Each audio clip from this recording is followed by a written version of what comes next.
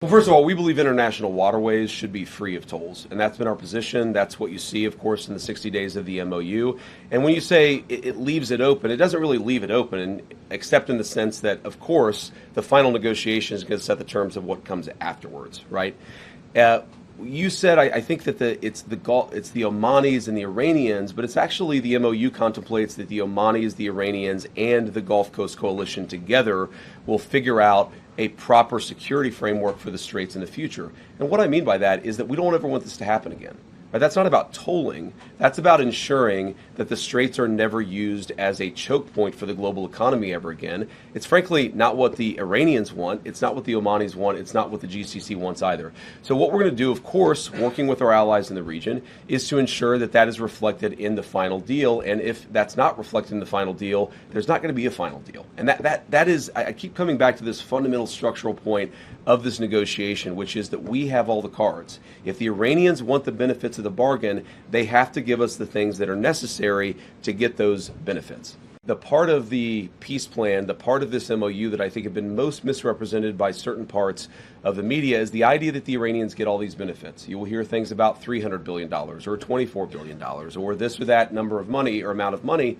And the simple fact is that the only way the Iranians get any of those resources, not a single penny, by the way, from the United States of America under any circumstances, but the only way that they would ever get any benefit of the bargain is if they comply fully and change their behavior. And so you really have a win-win situation for the United States of America. If the Iranians don't change their behavior, their military and their nuclear program is still destroyed.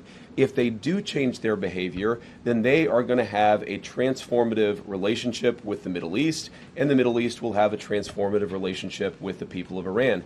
That's a win for the American people and for the President of the United States, regardless of which option the Iranians ultimately choose. We obviously want them to choose the right option. The interesting thing about their system, and I think it's important for the American people to appreciate this point in particular, is that there are real divisions within their country about how exactly to proceed. And what we've seen over the last couple of months is that the pragmatists within the Iranian system, the people who really do want to transform their relationship with the Middle East and with the world, those people are winning the argument.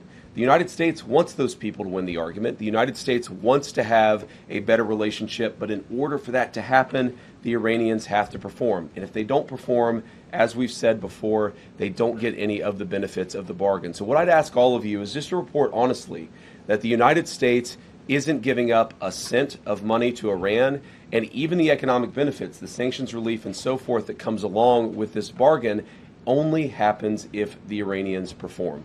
Then like, share and subscribe to Mirror Now.